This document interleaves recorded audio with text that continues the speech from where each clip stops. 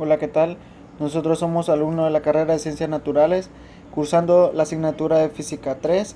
En este caso les vamos a hablar sobre el laboratorio de suma de resistencias.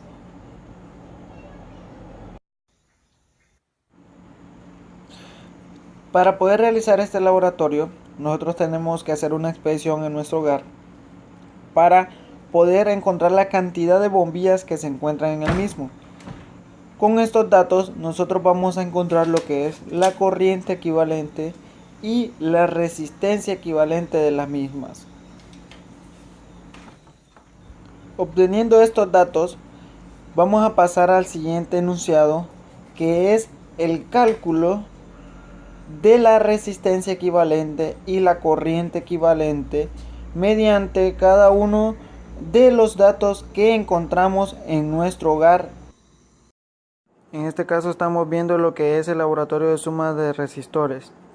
El enunciado nos dice: calcule la corriente equivalente y la resistencia equivalente de los bombillos que se encuentran en su hogar. En este caso nosotros tomamos los datos que tenemos en los bombillos. Tenemos una potencia de 25 watts, un voltaje de 125 voltios. Entonces, para poder encontrar la corriente, tenemos que la fórmula es potencia entre voltaje. Tenemos los 25 watts y los 127 voltios, que es el voltaje. Esto nos da un resultado de 0.20 amperios. Para calcular la corriente equivalente sabemos que se suman todas las corrientes, corriente 1 más corriente 2, etcétera, hasta llegar a la corriente 8, porque es la cantidad de bombillos que tenemos en nuestro hogar.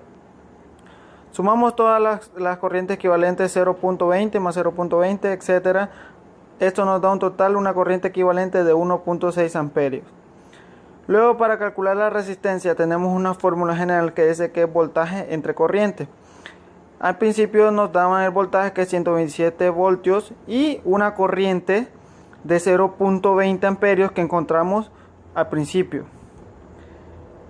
Esto nos da un resultado de 635 ohmios. Para encontrar la resistencia equivalente, tenemos 1 sobre la resistencia equivalente 1 más 1 sobre la resistencia equivalente 2, y así sucesivamente hasta llegar a la resistencia equivalente 8. Introducimos todos los datos que tenemos en la fórmula y al final tenemos una resistencia equivalente de 79.355 ohmios. Para calcular la corriente y la resistencia equivalente de un circuito en paralelo en nuestras casas, obtenemos datos simplemente de una sola bombilla.